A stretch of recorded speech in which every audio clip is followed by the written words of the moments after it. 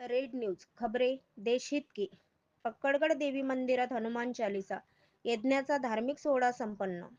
खामगाव येथील गौरक्षण रोडवर स्थित पक्कडगड देवी मंदिर, जे भाविकांचे श्रद्धास्थल मानले जाते, तेथे भक्त मंडळीच्या वतीने हनुमान चालीसा यज्ञाचा भव्य धार्मिक सोहळा मोठ्या उत्साहात पार पडला.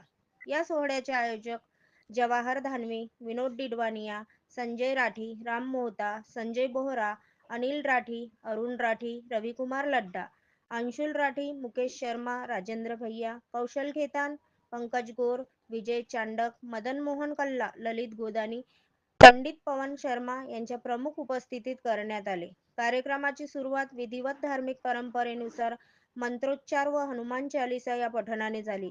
उपस्थित सर्व मान्यवरांच्या मार्गदर्शनाखाली होम हवन व यज्ञ विधी संपन्न झाले.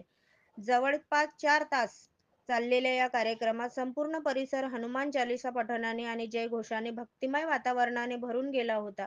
यज्ञानंतर भव्य महाआरती करण्यात आली. महाआरतीच्या वेळी बोलो रे बेलियो, अमृतवाणी, हर हर हर हर महादेव व जय श्रीराम अशा सामूहिक जयघोषणांनी मंदिर परिसर दणदणाणून गेला. यानंतर उपस्थित भाविकांनी प्रसादाचे वितरण करण्यात आले आणि कार्यक्रमाची सांगता करण्यात आली.